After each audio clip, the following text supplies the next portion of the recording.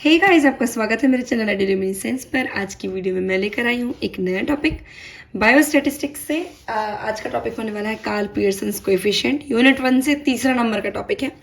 इससे पहले की वीडियो में मैं कवर करवा चुकी हूँ मीन मीडियन मोड और साथ में स्टैंडर्ड डिविएशन। अगली वीडियो है कार्ल पियर्सन्स कोएफिशिएंट की। देखो, कार्ल पियर्सन्स कोएफिशिएंट क्या होता है, इसकी थोड़ी सी थ्योरी समझ लो। A coefficient of correlation is generally applied in the statistics to calculate a relationship between two variables. The correlation shows a specific value of degree of the linear relationship between x and y variables.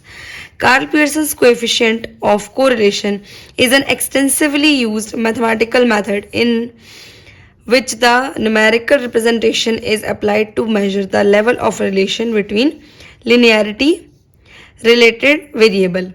Linearly related variables. देखो, इतनी कथा का है शुद्ध हिंदी में मतलब बताती हूँ। तुमको पता है हमारे पास दो वेरिएबल्स हैं, एक है एक्स वेरिएबल, एक है वाई वेरिएबल। तो वाई और एक्स वेरिएबल दोनों भले अलग अलग हैं, लेकिन दोनों ही एक दूसरे से रिलेटेड हो सकते हैं। दोनों के बीच में एक कोरिलेशन हो सकता है। तो वही कोरिलेशन को एक कोएफिशिएंट के फॉर्म में दिखाने के लिए हम मैथमेटिकल अप्रोच लगा रहे हैं, जिसको हम बोल रहे हैं कार्ल पियर्सन्स कोएफिशिएंट। इसको हम आर से डिनोट करते हैं, स्मॉल आर से, और इसकी वैल्यू हमेशा -1 से +1 के बीच में आती है। ठीक है, अब इसका बेनिफिट क्या है?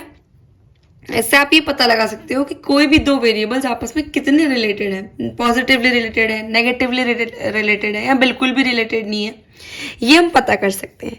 ठीक है, फॉर्मूला होता है इसका कुछ ऐसा, R is equal to summation x small xy divided by under root summation x square into summation y square।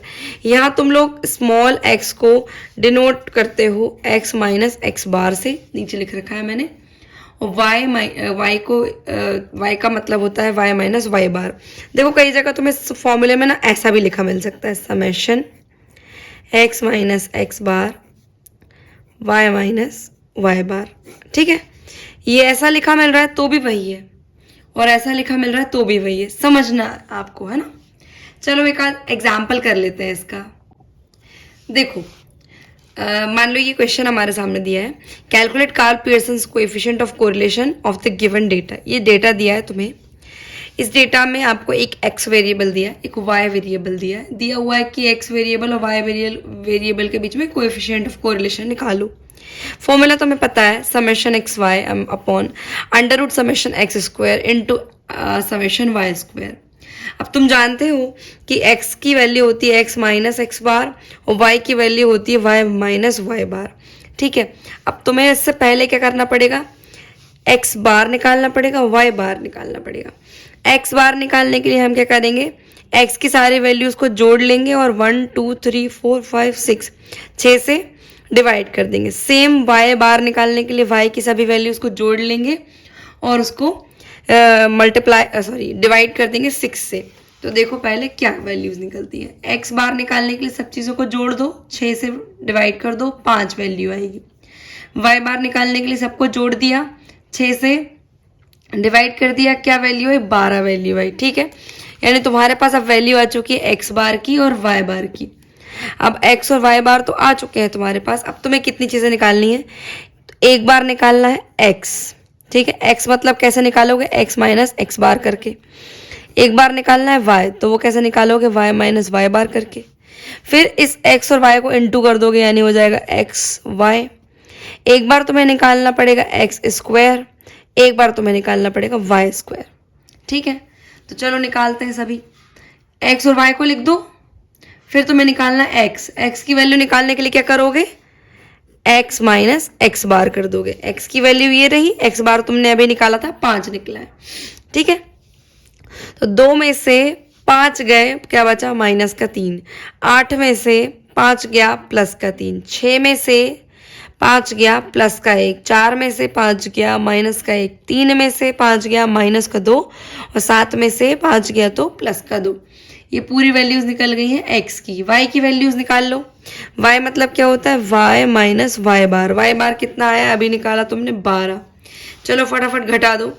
15 में से 12 गया प्लस का 3, 12 में से 12 गया 0, 8 में से 12 गया माइनस का 4, 7 में से 12 गया माइनस का 5, 18 में से 12 गया प्लस का 6 और 12 में से 12 गया अगेन 0।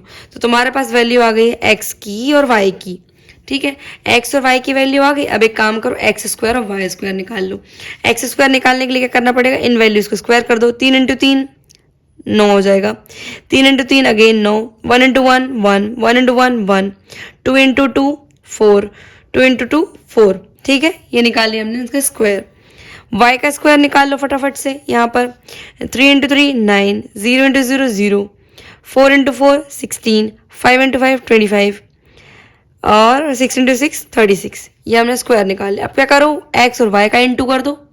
अगर हो सकता है स्पीड फास्ट हो रही हो, मुझे लगता है कि इतना समझ में आता है बच्चों को, इसलिए मैं स्पीड बहुत फास्ट कर लेती हूँ।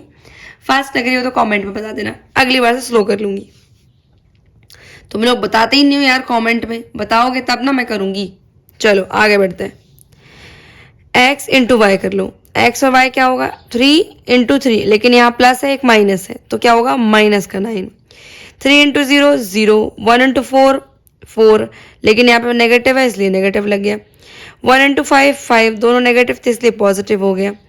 2 इंटू 6 12, तो माइनस का आएगा क्योंकि एक माइनस है और यहाँ पर 0। चलो भाई सभी की वैल्यूज निकाल ली। अब निकालने के बाद वैल्यूज हमें सबका क्या क्या लगाना है, सम लगाना है। सभी को समेशन कर दो सभी का। एक्स स्क्वायर का समेशन आ गया 28, वाई स्क्वायर का आ गया 86 और एक्स वाई का आ गया माइनस का 20। ये सभी का आ गया। चलो अब ये तीनों वैल्यूज पुट कर दो आपके फॉर्मूले के अंदर। जो जो वैल्यू हमने निकाली है वो लिख लो। एक्स स्क्वायर का वैल्यू क्या है, वाई स्क्वायर का क्या है, एक्स वाई का क्या है। वैल्यूज रख दो। ये आपको एक्स वाई की वैल्यू रखनी है, यहाँ पर एक्स स्क्वायर की, यहाँ पे वाई स्क्वायर की। जब इसको सॉल्व करेंगे इन दोनों को पहले मल्टीप्लाई कर लो। मल्टीप्लाई करने के बाद इनके अंडर रूट की वैल्यू निकाल लो। वैल्यू निकालने के बाद इसको डिवाइड कर दो और फाइनली आपके पास वैल्यू आ गई आर, यानी कि कार्ल पियर्सन कोएफिशिएंट की। गौर से देखोगे तो वैल्यू आ रही है -0.40, यानी कि ये वैल्यू -1 से लेकर के +1 के बीच में है, यानी कि हमारा आंसर एकदम करेक्ट आया है। अगर आपको ये समझ में आ गया है तो बहुत बढ़िया, अगर समझ में नहीं आया है तो आप कोई ना कोई एग्जाम्पल उठाइए बुक से या फिर इंटरनेट से देखकर और उसको अपने से सॉल्व करने की कोशिश कीजिए। बहुत ही इजी क्वेश्चन है और अगर बी फार्मा के बायोस्टैट के एग्जाम में देखा जाए तो ये क्वेश्चन 7 नंबर में आ जाता है, इसलिए प्लीज़ ध्यान से पढ़ें। वीडियो पसंद आई हो तो लाइक कर दीजिएगा, शेयर कर दीजिएगा। चैनल सब्सक्राइब नहीं किया है तो सब्सक्राइब कर दीजिएगा। मैं आपको मिलूंगी मेरे अगले वीडियो में जिसमें मैं बात करूंगी रिग्रेशन के बारे में। तब तक के लिए tata bye bye, thanks for watching.